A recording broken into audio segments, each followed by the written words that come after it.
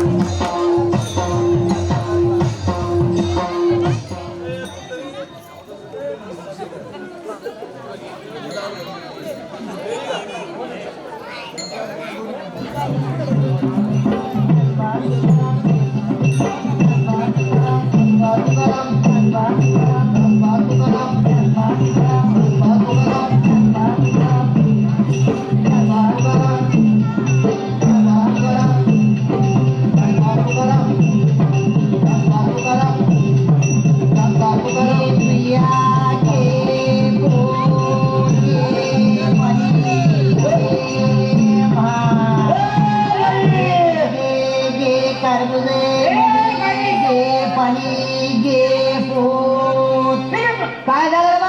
मंडळी काय बसली? हा. कार्यक्रम काय चाललेला? हा. मध्ये आपलं स्त्रिया गे पोरगे म्हणे.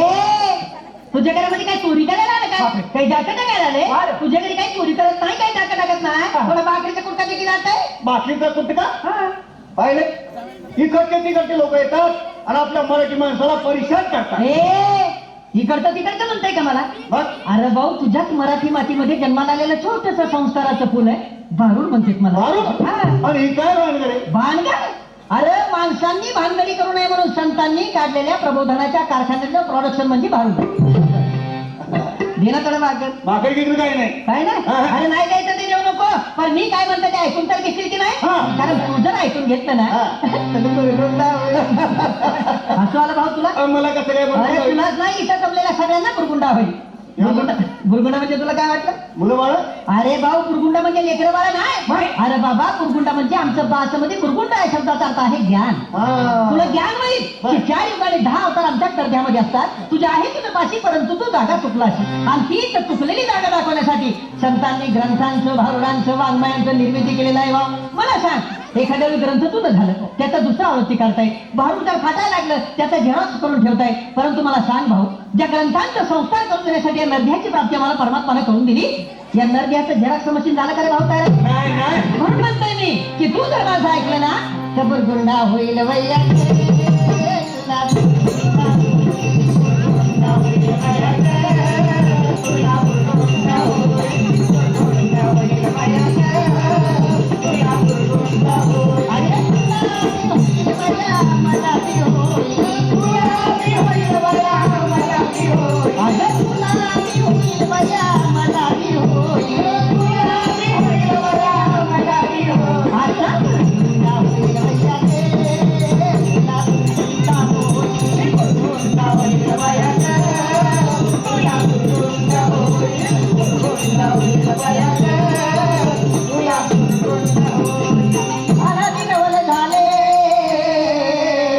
स्वानंद कुंकुला सवे घेऊन याले, प्रेमाचा कुंकू भाईला. काय झालं रे भाऊ? ए बाई काय झालं रे? तुला कुंकुली काय लागली काय? मग आता कुंकू नाही ऐकणार तर काय वाटतंय तुला? आमच्या माता बहिणी कुंकू लावत नाही. आमच्या या बहिणी आता कुंकू नाही लावलं. लावत नाही. काय लावते मग? तसा साडीचा रंग तसा टिकलीचा रंग. मग मॅचिंग म्हण ना. मॅचिंग जसं साडीचा रंग आहे तसा टिकलीचा रंग आहे, मॅचिंग म्हणतात ना बा.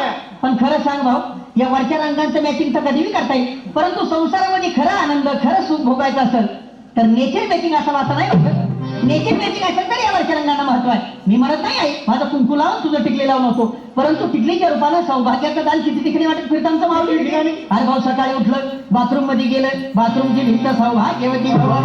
बाहेर आलं, आरशा पुढे बसलं, आरसा सौभाग्यवती भव. मी म्हणत नाही आई माझं कुंकूला, परंतु कुंकू लावण्याच्या पाठीमागं काहीतरी शास्त्रीय कारण.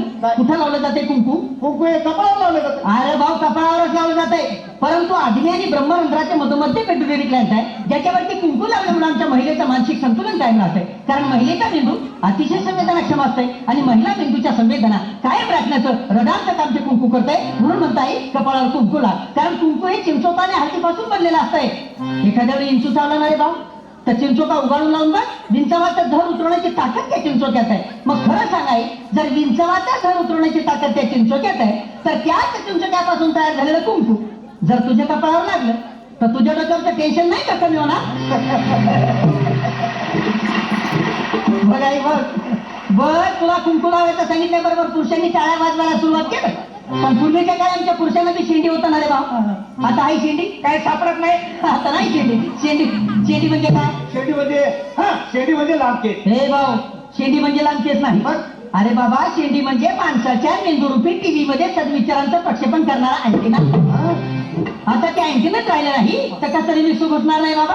आणि विशेष म्हणजे पुरुषांच्या त्या शेंडीरूपी अँटिनाद्वारे पुरुषांच्या डोक्यामध्ये फक्त एकच चॅनल चालतंय. कोणतं? ओन्ली मुंबई दूरदर्शन.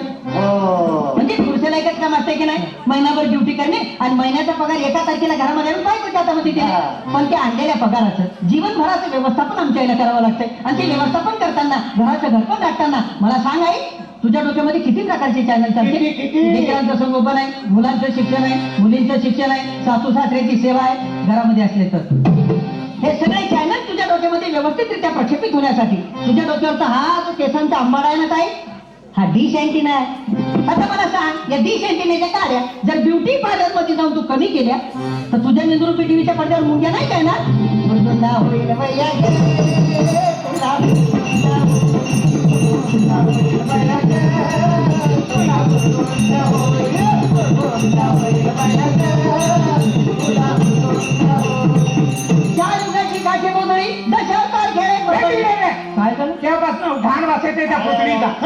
या पोतळीचा वास येतोय.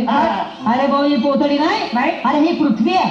हे रंगीत रंगीत तुकडे आहेत नाही, अनेक प्रकारचे देश आहे, पण ही पृथ्वी आहे. मला बी सोडू नको समजू. हे तुम्ही आणि जे आहेत ना आजकालचा मानव ते मी आहे. आणि तुमच्या प्रत्येकाच्या घरामध्ये ज्या लेकरांनी जन्म घेतला ते उद्याचं भवितव्य हे आहे.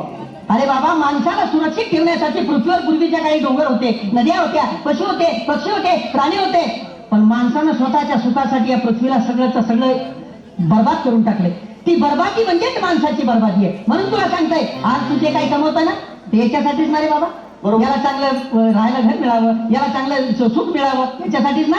पण उद्या मला सांग, तुझ्या स्वतःच्या आतताईपणामुळं जर या लेकराला उद्या शुद्ध हवा नाही मिळाली, शुद्ध पाणी नाही मिळालं, श्वास घ्यायला एक सुद्धा हवेचा कण नाही मिळाला, मला सांग वारशामध्ये तुला काय देणार आहे? म्हणून सांगतो मी, तुला जर सुरक्षित राहायचं असेल तर पर्यावरणाचं रक्षण करण्यासाठी एक तरी झाड लाव. हा इतिहास कोण सांगितलं? एका जनार्दनी आनंद झाला, संती जय जयकार केला, हा शकून कुरकुला पाहो तुला गुंडा होईल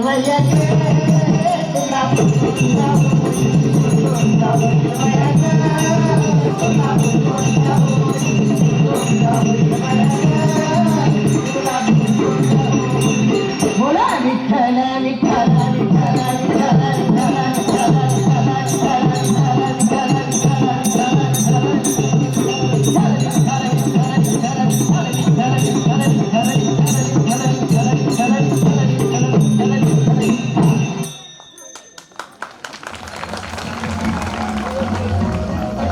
खूप सुंदर फोटो शेवट